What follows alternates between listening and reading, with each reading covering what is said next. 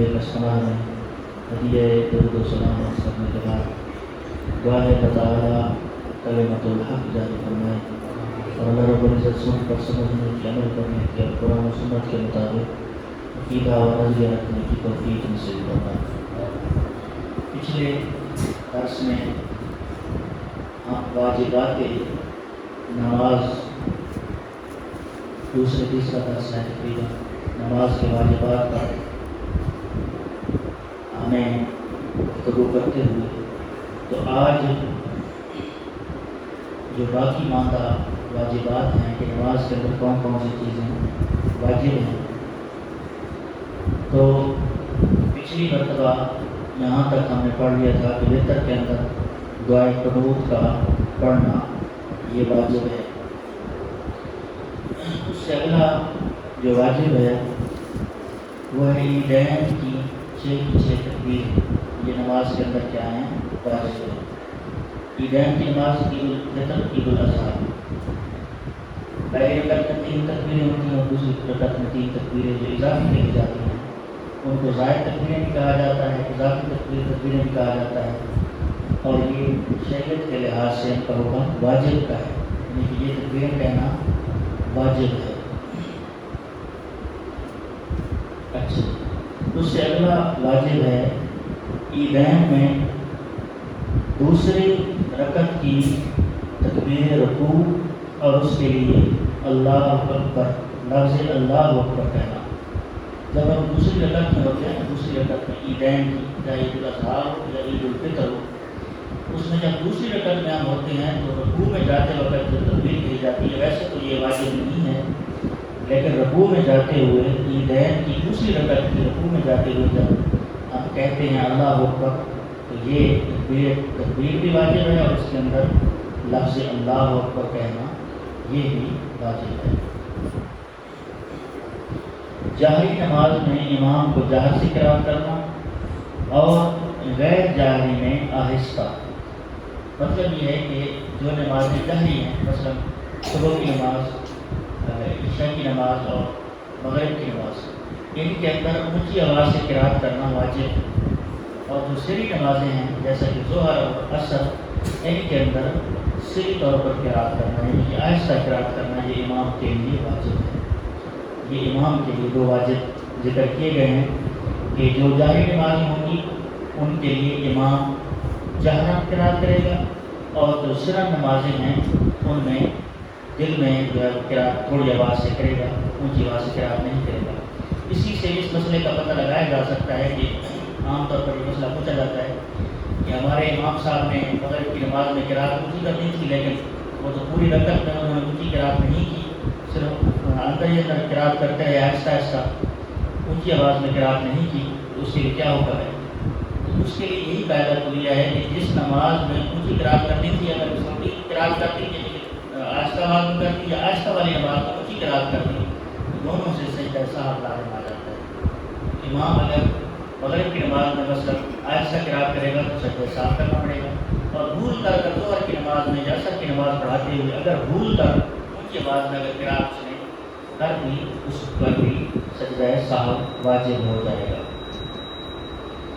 اگلا واجب ہے جی ہر فرض اور ہر واجب کا اپنی جگہ پر ادا ہونا۔ ہر فرض اور ہر واجب کا اپنی اپنی جگہ پر ادا ہونا، یعنی کہ جتنے بھی فرائض ہیں ان کی جو جگہ ہے ان کو اپنی جگہ پر اور اپنے وقت پر ادا کرنا یہ واجب ہے۔ اگر فرض ایک جگہ سے دوسری جگہ لے گئے، واجب ایک جگہ سے دوسری جگہ پر لے گئے، تو یہ بھی واجب کی ادائیگی جو ہے اس سے چھوٹ جائے گی اور سجدہ سہو واجب ہو جائے گا۔ رکوع کا ہر رکعت میں 1 بار ہونا اور سجود کا 2 بار ہی ہونا، مطلب یہ ہے کہ ہر رکعت میں 1 مرتبہ رکوع کرنا یہ واجب ہے۔ اگر 1 سے زائد مرتبہ 2 مرتبہ رکوع کر دیا تو یہ واجب کا ترک لازم آئے گا اور سجدہ سہو ضروری ہو جائے گا۔ اور سجدے صرف 2 واجب ہیں، دونوں کے دونوں جو ہے وہ فرض ہیں، اور 2 سے زیادہ نہ ہونا یہ واجب ہے۔ مثلا اگر کسی نے بھول کر کسی رکعت میں 3 سجدے کر لیے، اس پر سجدہ سہو ضروری ہو جائے گا۔ اگر کسی نے جو ہے وہ 4 رکعت والی نماز پڑھ رہا ہے یا 2 رکعت والی پڑھ رہا ہے، تو یہ واجب ہے کہ پہلی 2 رکعتوں سے پہلے جو ہے وہ جلسے میں نہ بیٹھے، یعنی قاعدہ نہ کرے۔ پہلی 2 رکعتوں سے پہلے اگر کسی نے مثلاً پہلی رکعت پڑھ کر کسی نے قاعدہ کر دیا تو اس پر سجدہ سہو ضروری ہو جائے گا۔ یہ ضروری ہے کہ 2 رکعتوں سے پہلے قاعدہ نہ کیا جائے، تو یہ بھی ضروری چیز ہے۔ اور اگر آیت سجدہ پڑھی، اگر نماز کے دوران آیت سجدہ تلاوت کی تو اس کے لیے سجدہ تلاوت کرنا یہ بھی نماز کے اندر واجب ہو گیا۔ اور اگر سہو ہوا، کوئی بھول گیا، تو سجدہ سہو بھی واجب ہو جاتا ہے۔ سجدہ اگر سہو کیا جائے، جتنے بھی ہم نے واجبات پڑھے ہیں ان میں سے کوئی اگر چھوٹ جائے تو اس کے لیے بھی سجدہ سہو جو کیا جاتا ہے، یہ سجدہ سہو کا حکم بھی واجب کا ہے۔ اور اگلا واجب ہے 2 فرض ہوں یا 2 واجب ہوں یا 1 فرض اور 1 واجب ہو، ان کے درمیان 3 مرتبہ سبحان اللہ کہنے کی مقدار فاصلہ نہیں ہونا چاہیے۔ مثلا اگر ایک بندہ نماز پڑھ رہا ہے، قیام کی حالت میں ہے، اتنی دیر قیام کی اجازت ہے کہ جب تک وہ ساتھ قرات کر رہا ہے، لیکن اس نے قرات ختم کر دی تو مطلب قیام پہلے متحقق ہو چکا تھا، اب قرات بھی مکمل ہو گئی ہے، تو اب اس کے دوسرا اگلا فرض ہے رکوع کا۔ ان دونوں کے درمیان اتنی دیر وہ خاموشی سے اگر کھڑا رہے گا کہ 3 مرتبہ سبحان اللہ کہنے کی مقدار ہو جائے گی تو یہ واجب کا ترک لازم آئے گا اور اس سے سجدہ سہو ضروری ہو جائے گا۔ اچھا، اب ہے مقتدی کے لیے یہ واجب ہے۔ پہلے 2 ہم نے پڑھے تھے جو جہری قرات اور سری قرات کے لحاظ سے وہ تھے امام کے لیے وہ واجب۔ اب یہ واجب ہم پڑھ رہے ہیں یہ مقتدی کے لیے ہے۔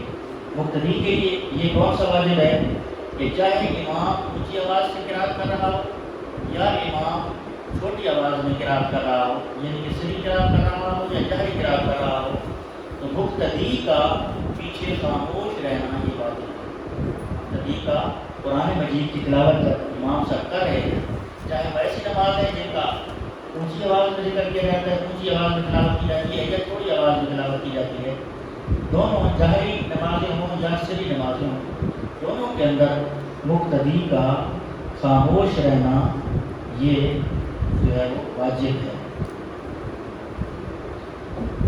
اب آخری جو واجب ہے اور وہ ہے مقتدی کے لحاظ سے کہ قرات کے علاوہ جتنے بھی واجبات ہیں، قرات کے علاوہ جتنے بھی واجبات ہیں، تمام کے تمام میں امام کی پیروی کرنا، امام کے ساتھ امام کی پیروی کرنا، امام سے آگے نہ بڑھنا، یہ جو ہے واجب ہے۔ امام کی پیروی کرنا ہر واجب کے اندر، اور یہ ایک واجب کے علاوہ ہے، یعنی کہ قرات کے علاوہ جتنے بھی واجبات ہیں، قرات کے اندر خاموش رہنا واجب، کیونکہ قرآن مجید کی آیت ہے وَإِذَا قُرِئَ الْقُرْآنُ فَاسْتَمِعُوا لَهُ وَأَنصِتُوا لَعَلَّكُمْ تُرْحَمُونَ، کہ جب قرآن مجید کی قرات کی جائے تو اس کو غور سے سنو اور خاموشی اختیار کرو تاکہ تم پر رحمت کی جائے۔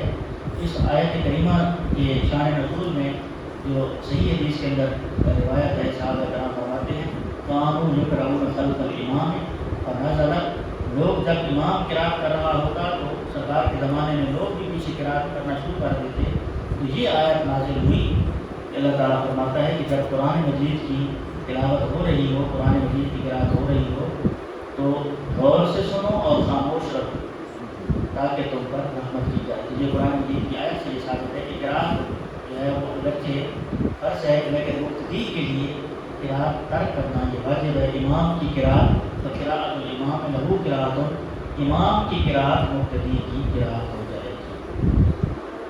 تو آج واجبات نماز اللہ کے فضل و کرم سے مکمل ہوئی۔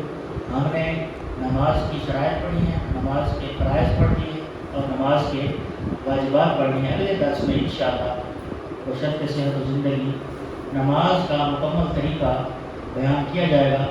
جو ہم نے فرض اور واجب پڑھ لی ہیں یہ تو فرض اور واجب ہیں، ان کے علاوہ جتنی چیزیں نماز کے طریقے میں آئیں گی یا تو وہ مستحب ہوں گی یا وہ سنت کے درجے میں ہوگی، یا مستحب ہوگی یا سنت ہوگی۔ انشاءاللہ اگلے درس میں نماز کا مکمل طریقہ آپ کو بتایا جائے گا۔ تو آج جس عنوان پر ہم نے گفتگو کرنی ہے قرآن حدیث کے لحاظ سے تو وہ ہے استقامت کا بات۔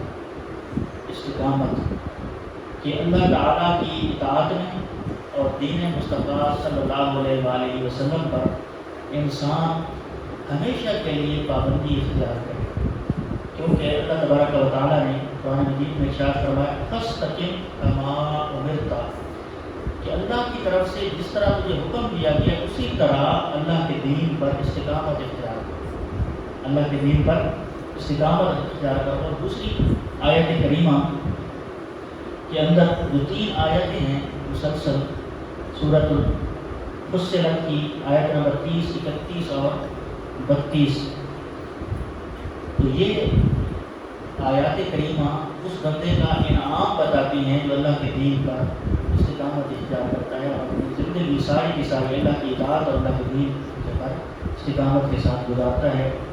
تو آیت کریمہ کون سی ہے؟ ان الذین قالوا ربنا اللہ ثم استقاموا، بے شک وہ لوگ جنہوں نے کہا کہ ہمارا رب اللہ ہے، ثم استقاموا، پھر اس پر استقامت اختیار کی، تتنزل علیہم الملائکہ، ان پر اللہ تعالیٰ کے فرشتوں کا نزول ہوتا ہے۔ اللہ تخافوا، وہ فرشتے کیا کہتے ہیں؟ اللہ تخافوا ولا تحزنوا، کوئی خوف بھی دل میں نہ رکھو، کوئی غم دل میں نہ رکھو، وابشروا بالجنۃ التي كنتم توعدون، اور خوشخبری ہو تمہیں اس جنت کی جس جنت کا تم سے وعدہ کیا گیا ہے۔ یہ ان کے لیے ہے جو اللہ کے راستے میں استقامت اختیار کرتے ہیں۔ نحن اولیاؤکم فی الحیات الدنیا وفی الآخرہ، ہم یہ تمہارے کار ساز ہیں دنیا کے اندر بھی اور آخرت میں بھی، دنیا میں بھی تمہارے کام بنانے والے ہم ہیں اور آخرت میں بھی تمہارے کام بنانے والے ہم ہیں۔ وَلَكُمْ فِيهَا مَا تَشْتَهِي أَنفُسُكُمْ وَلَكُمْ فِيهَا مَا تَدَّعُونَ، اللہ تعالیٰ جنت میں فرمائے گا استقامت اختیار کرنے والوں کو کہ جن پر بڑے پہاڑ توڑے گئے ظلم کے، لیکن اس کے باوجود انہوں نے دین کا راستہ نہ چھوڑا بلکہ استقامت اختیار کی، تو اللہ تعالیٰ فرمائے گا وَلَكُمْ فِيهَا مَا تَشْتَهِي أَنفُسُكُمْ، اب جنت میں جو تمہارا جی چاہے گا وہ بھی تمہیں مل جائے گا، وَلَكُمْ فِيهَا مَا تَدَّعُونَ، اور جو تم زبان سے کہو گے وہ بھی تمہارے لیے حاضر کر دیا جائے گا۔ نُزُلًا مِّن غَفُورٍ رَحِيمٍ، یہ مہمان نوازی کسی دنیا دار کی طرف سے نہیں ہے بلکہ یہ مہمان نوازی اللہ رب العزت کی طرف سے، اس رب کی طرف سے یہ مہمان نوازی ہے جو غفور الرحیم ذات ہے، جس کے خزانوں کی کوئی انتہا نہیں، جس کے خزانوں کی نہ ابتدا کا پتہ نہ انتہا کا پتہ۔ اور دوسری روایت کے مطابق اللہ کے خزانے اتنے ہیں کہ پوری کائنات ایک ہی وقت میں اللہ کی بارگاہ میں حاضر ہو، اور جو ان کے دل میں آتا ہے سارے کے سارے اپنے سوال رب کی بارگاہ میں کر لیں اور اللہ تعالیٰ سب کو ان کا مانگا ہوا عطا فرما دے۔ سرکار فرماتے ہیں کہ اللہ کے خزانے میں اتنی بھی کمی نہیں ہوتی جس طرح سمندر میں سوئی ڈبوئی جاتی ہے جتنی کمی ہوتی ہے، اللہ کے خزانے میں اتنی کمی کی باتیں نہیں ہے۔ تو اللہ تعالیٰ فرمائے گا قیامت کے دن جنت کے اندر کہ اے لوگوں، اے استقامت اختیار کرنے والوں، یہ جو مہمان نوازی تمہارے لیے ہے یہ ہے نُزُلًا مِّن غَفُورٍ رَحِيمٍ، یہ غفور الرحیم کی طرف سے ہے۔ آخری آیت کریمہ جو استقامت کی اہمیت کو اجاگر کرتی ہے، اللہ تعالیٰ نے ارشاد فرمایا سورۃ الاحقاف کی جو آیتیں ہیں، آیت نمبر 13 اور 14، اللہ تعالیٰ نے ارشاد فرمایا ان الذین قالوا ربنا اللہ ثم استقاموا فلا خوف علیہم ولا هم یحزنون، جن لوگوں نے کہا کہ ہمارا رب اللہ ہے پھر اس پر استقامت اختیار کی، فلا خوف علیہم ولا هم یحزنون، ان پر کسی قسم کا خوف نہیں اور نہ ہی وہ غمگین ہوں گے۔ اولئک اصحاب الجنۃ خالدین فیہا، وہ جنت والے لوگ ہیں، وہ جنت والے لوگ ہیں، خالدین فیہا، ہمیشہ جنت میں رہیں گے، جزاء بما کانوا یعملون، بدلہ ان کے کاموں کا جو اللہ تبارک و تعالیٰ کی دین پر جو انہوں نے استقامت اختیار کی، تو اللہ تبارک و تعالیٰ اس کے بدلے ہمیشہ ہمیشہ کے لیے انہیں جنت عطا فرما دے۔ اب حدیث پاک میں استقامت سے متعلق کیا حکم ہے؟ مطلب استقامت کا کیا ہے کہ جب بندہ دین میں داخل ہو جائے تو پھر بندہ دین کو ہی اپنا اوڑھنا بچھونا بنا لے۔ یہ نہیں ہے کہ کسی کے کہنے پر کہ ٹھیک ہے جی آپ کچھ ہمارے لیے سہولیات بناتے ہیں، جس طرح کہ ہمارے حکمرانوں کا معاملہ ہوتا ہے کہ اللہ تعالیٰ نے ان کو ہدایت عطا فرمائی ہے، ان کو اللہ تعالیٰ نے اسلام کی دولت عطا فرمائی ہے، لیکن اپنی کرسی کے 2 دن بڑھانے کے لیے وہ اپنا دین داؤ پہ لگا دیتے ہیں. لیکن قرآن مجید میں اور احادیث طیبہ میں ان لوگوں کی فضیلت نہیں ہے جو چند ٹکوں کے لیے چند دن حکومت کی طوالت کے لیے اپنا دین بیچ دیتے ہیں، بلکہ قرآن و حدیث میں ان کے لیے فضیلت موجود ہے جو اپنا سب کچھ داؤ پہ لگا دیتے ہیں لیکن محمد عربی کے دین سے وہ زبان نہیں کرتے. اب حدیث پاک میں سرکار سے پوچھا گیا، حضرت سفیان بن عبداللہ رضی اللہ تعالیٰ عنہ، ان کی ابو عمرہ کی کنیت ہے اور ابو عامر کی کنیت ہے. آپ نے فرمایا کہ قلت یا رسول اللہ، میں نے اللہ کے رسول صلی اللہ علیہ وسلم سے عرض کی، یا رسول اللہ صلی اللہ علیہ وسلم، قل لی فی الاسلام قولا لا اسأل عنہ احدا غیرک. یا رسول اللہ، مجھے اسلام کے متعلق ایک ایسی بات ارشاد فرما دیں کہ آپ کے علاوہ مجھے کسی سے پوچھنے کی ضرورت نہ پڑے. ایسی بات ہو کہ ہر بندے سے نہ پوچھنا پڑے. یہ یعنی کہ جو ہے وہ جوام الکلم میں سے یہ مجموعی بات آپ بتا دیں کہ ہر بندے سے نہ پوچھنا پڑے، ایسی بات ہو تو ہمیشہ میرے لیے کافی رہے. حضور نے فرمایا ایک بات یہی ہے، قل آمنت باللہ ثم استقم، اے بندے کہ یہ ہر بات کی ابتدائی بات یہی ہے کہ تو کہے کہ میں اللہ پر ایمان لایا، ثم استقم، اور پھر اس پر پکا ہو جا. مطلب یہ کہ دین کو مان اور پھر اس پر پکا ہو جا. مطلب کیا ہے؟ کٹر مسلم بن جا، پکا مسلمان بن جا.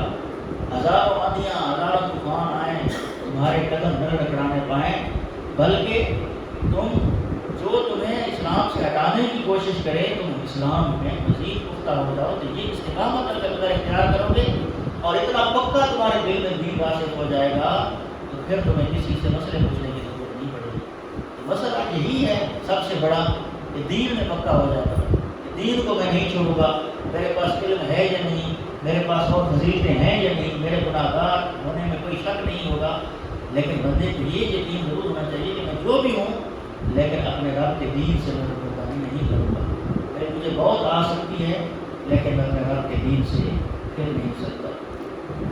اللہ کے نبی صلی اللہ علیہ وسلم نے ارشاد فرمایا، حضرت ابو ہریرہ رضی اللہ تعالیٰ عنہ آپ روایت فرماتے ہیں کہ قال رسول اللہ صلی اللہ علیہ وسلم، اللہ کے رسول صلی اللہ علیہ وسلم نے ارشاد فرمایا، قاربو کا مطلب ہے کہ اللہ تعالیٰ کے قرب کا ایسا راستہ اختیار کرو کہ جو نہ سستی پر مشتمل ہو اور نہ حد سے زیادہ غلو کرنے کا راستہ.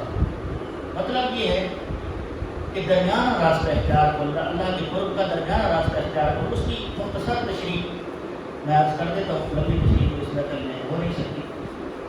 تو اس کی مختصر تشریح یہ ہے کہ ایک ایسا بندہ ہے کہ جس کے گھر والوں کا بھی اس پر حق ہے، اس کے بیوی بچے بھی ہیں اور اللہ کا بھی حق ہے. تو تین قسم کے بندے ہو سکتے ہیں اس میں. ایک ایسا بندہ کہ جو ہمیشہ اللہ کی بارگاہ میں حاضر رہے، عبادتیں کرتا رہے، اللہ تعالیٰ کے حقوق ادا کرتا رہے اور بیوی بچوں کا خیال نہ رکھے.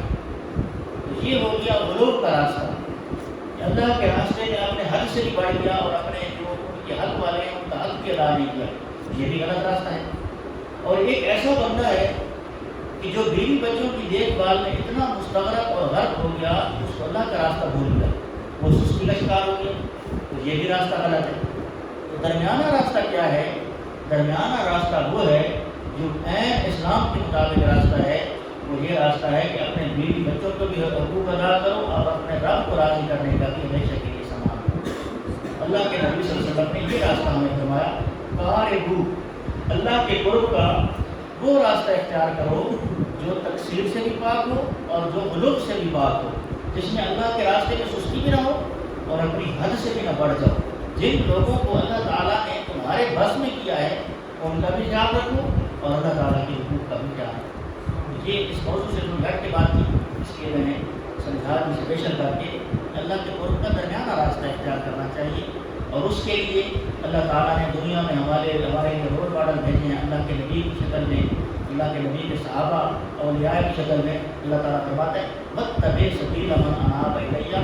اگر خود رب کے راستے کی جانب چلتے ہوئے اگر تمہیں کوئی مشکل پیش آئے تو اس بندے کا راستہ اختیار کر لینا جو رب کے راستے پر چلنے والا ہے. مطلب یہ ہے کہ اللہ کے نبی اللہ کے راستے پر چلنے والے ہیں، صحابہ اہل بیت اور اولیاء اعظام جو اللہ کے راستے پر چلنے والے ہیں، جس طرح وہ رب کے راستے پر چلے ہیں تم بھی اسی طرح رب کے راستے پر چلے. اگلے نمبر پر حضور نے فرمایا وسددو، اور اللہ کے دین پر استقامت اختیار کرو۔ ایک تو راستہ درمیانہ اختیار کرو اللہ کی طرف آنے کا، یہ حقوق العباد کا بھی خیال رکھو اور اللہ کے حقوق کا بھی خیال رکھو۔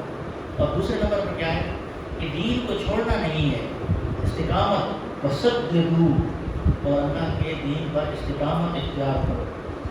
اللہ کے نبی نے اسپیشل صحابہ کرام کو خصوصی طور پر فرمایا کہ اللہ کی طرف آنے کا درمیانہ راستہ اختیار کرو اور دین پر استقامت اختیار کرو۔ وَاعْلَمُوا، یہاں پر اس کے ساتھ ملتا مفہوم بھی ہے اور تھوڑا سا ایک اعتبار سے جدا مفہوم بھی ہے۔ سرکار نے فرمایا وَاعْلَمُوا، اور یہ یقین بٹھا دو اپنے دل کے اندر، أَنَّهُ لَن يَنْجُبَ أَحَدٌ مِّنْكُمْ بِعَمَلِهِ، کہ تم میں سے کوئی بندہ بھی اپنے عمل کی بنیاد پر نجات نہیں پا سکتا۔ تم میں سے کوئی بندہ بھی اپنے عمل کی بنیاد پر، کوئی یہ نہ سمجھے کہ میں بڑا عالم بن گیا ہوں تو میں اس وجہ سے نجات پا جاؤں گا، کوئی یہ کہے کہ میں مدرسہ میں نے بنا لیا ہے اس لیے میں نجات پا جاؤں گا، کوئی کہے کہ میں روزانہ کا ختم قرآن کا کرتا ہوں یا 3 دن میں 4 دن میں کرتا ہوں، یا کوئی کہے کہ میں نے عمرے نے کر لی، کوئی کہے کہ میں نے حج نے کر لی۔ سرکار نے فرمایا کہ یقین بٹھا لو دل میں کہ تم میں سے کوئی بندہ بھی عمل کی بنیاد پر نجات نہیں پا سکتا۔ قالوا، صحابہ کرام نے عرض کیا بلا انت یا رسول اللہ، یا رسول اللہ ہم میں سے تو کوئی بندہ عمل کے ذریعے نجات نہیں پا سکتا، کیا آپ بھی عمل کے ذریعے نجات نہیں پا سکتے؟ مطلب یہ کہ آپ بھی عمل کے علاوہ کسی اور چیز کے ساتھ اللہ کی جنت میں جائیں گے؟ قال، حضور نے فرمایا بلا انا، اے لوگوں میں بھی عمل کی بنیاد پر جنت میں نہیں جاؤں گا، الا ان یتغمدنی اللہ برحمت منہ وفضل، مگر یہ کہ اللہ تعالیٰ میرے اوپر اپنے رحمت اور اپنے فضل کی چادر کا پردہ عطا فرمائے۔ مطلب کیا ہے عرض کرنے کا؟ حضور فرماتے ہیں کہ میں بھی جب جنت میں جاؤں گا تو عمل کی وجہ سے نہیں بلکہ اللہ کی رحمت اور اللہ کے فضل کی وجہ سے جاؤں گا۔ اس کے علاوہ بھی اور بھی احادیث ہیں، اس پر ایک لمبا مفہوم ہے، جس طرح کہ وہ روایت مستدرک علی صحیح ہے کہ یہ کہ جو بندہ 500 سال تک پہاڑ کی چوٹی پر بیٹھا اللہ کی عبادت کرتا رہا، اور اس کا انداز کیا تھا عبادت کرنے کا کہ اللہ کو اس کی عبادت اتنی پسند آ رہی تھی کہ پہاڑ کی چوٹی تھی اور پہاڑ جو تھا وہ سمندر کے درمیان تھا، آس پاس سمندر کا پانی تھا، درمیان میں پہاڑ کی چوٹی پر عبادت کرتا تھا، تو جو سمندر کا پانی ہے وہ پینے کے قابل نہیں ہوتا، اس کے لیے اہتمام ہوتا تھا اللہ تعالیٰ کی طرف سے۔ اللہ نے پہاڑ کی چوٹی پر انار کا درخت اگایا، روزانہ اسے انار کا ایک جو ہے وہ پھل ملتا تھا جس کو وہ کھاتا تھا، اس کی پیاس بھی دور ہو جاتی تھی، اس کی بھوک بھی دور ہو جاتی تھی۔ 500 سال اس انداز نے عبادت کی۔ سرکار فرماتے ہیں جب فوت ہو گیا تو اللہ نے فرمایا کہ اے میرے بندے اٹھ اور میری جنت میں میرے فضل کے ساتھ داخل ہو جا۔ اللہ نے فرمایا کہ میرے فضل کے ساتھ داخل ہو جا۔ اس نے کہا یا رب بل بعملی، اے میرے رب میں تو اپنے عمل کے ساتھ جانا چاہتا ہوں۔ اللہ نے پھر فرمایا اے میرے بندے یا عبدی قم فادخل الجنت بفضلی، اے میرے بندے کھڑے ہو جاؤ اور جنت میں میرے فضل کے ساتھ داخل ہو جاؤ۔ حضور فرماتے ہیں پھر اس نے کہا کہ اے اللہ میں تو اپنے عمل کے ساتھ جانا چاہتا ہوں۔ اس کو 500 سال کی عبادت جو ہے وہ بہت بڑی عبادت نظر آ رہی تھی، تو وہ کہتا تھا کہ اللہ کی فضل سے میں بھی جاؤں اور گناہ گار بھی جاؤں تو فرق کیسا رہے گا؟ وہ یہ چاہتا تھا کہ میں اللہ کے فضل سے نہیں بلکہ میں اپنے عمل کے ساتھ جانا چاہتا ہوں۔ تیسری مرتبہ جب اس بندے نے کہا کہ اے اللہ میں اپنے عمل کے ساتھ جانا چاہتا ہوں، پھر اللہ نے فرمایا، حضور فرماتے ہیں کہ اللہ تعالیٰ فرمائے گا اتنے حساب کر لیتے ہیں، اگر جنت میں جانا ہوا تو جنت میں چلے جائیے گا، اور اگر کوئی دوسرا فیصلہ ہوا تو اس پر عمل کر لیا جائے گا۔ یہ حدیث کے لفظ ہیں، مستدرک علی صحیح ہیں کتاب الاعمال کے اندر۔ سرکار فرماتے ہیں کہ جب آنکھوں کی نعمت کا حساب ہوا تو اس کی عبادت 500 سال کی ختم ہو گئی، اور جو ہے وہ آنکھوں کی نعمت ابھی تک ختم نہیں ہوئی، آنکھوں کی نعمت ختم نہیں ہوئی، 500 سال کی عبادت ختم ہو گئی۔ تو پھر اس نے فوراً کہا اے اللہ اب میں تیرے فضل کے ساتھ جنت میں جانا چاہتا ہوں، اب میں تیرے فضل کے ساتھ۔ یہاں پر حضور نے فرمایا کہ اے لوگوں اس بات کو دل میں بٹھا لو، اللہ کے فضل کے بغیر کوئی بندہ بھی جنت میں داخل نہیں ہو سکتا، جو بھی جائے گا اللہ کے فضل سے جائے گا۔ اسی بات پر حضرت سلطان العارفین رحمۃ اللہ تعالیٰ علیہ حضرت سلطان بہو فرماتے ہیں نہ میں شیر نہ پا چھٹانکی نہ پوری سرسائی ہوں، نام تولا نام ماسا گل رتیاں تے آئی ہو رتی وما من رتیاں تلنا او بھی پوری ناہی ہو وزن برابر تاں تھی سی باب جدا تھی سی فضل الہی. تو یہ وزن جو نام اعمال کا ہمارا ہے تو یہ تب پورا ہوگا جب اللہ کا فضل ہوگا. تو آج یہ ضمن مضمون تھا اللہ کے فضل کے بغیر کوئی جنت نہیں جا سکتا. ورنہ آج کا مفہوم تھا کہ جو لوگ اللہ کے دین پر استقامت اختیار کرتے ہیں، حضرت سعد رضی اللہ عنہ کی طرح ان کی والدہ نے ان کو کہا تھا کہ اگر تو حضور صلی اللہ علیہ وآلہ وسلم کے دین کو چھوڑ دے یا پھر میں بھوک کی وجہ سے مر جاؤں گی. انہوں نے کیا جواب دیا تھا؟ یا ام لو کانت لک الف نفس خرجت نفسا نفسا ما ترکت دینی ھذا لشیء. انہوں نے فرمایا کہ اے اماں جان، یہ تو تیری ایک جان ہے، اگر تیرے 1000 جان ہو اور بھوک کی وجہ سے ایک ایک کر کے نکلتی رہے، میں اپنے نبی کے دین کو کبھی بھی نہیں چھوڑوں. یہ ہے استقامت جو صحابہ کرام نے دکھائی اور اللہ تعالیٰ کے نبی نے بھی اور اللہ تعالیٰ نے خود بھی ہمیں اس کا حکم فرمایا. اللہ تبارک و تعالیٰ دین مصطفیٰ صلی اللہ علیہ وسلم پر استقامت عطا فرمائے.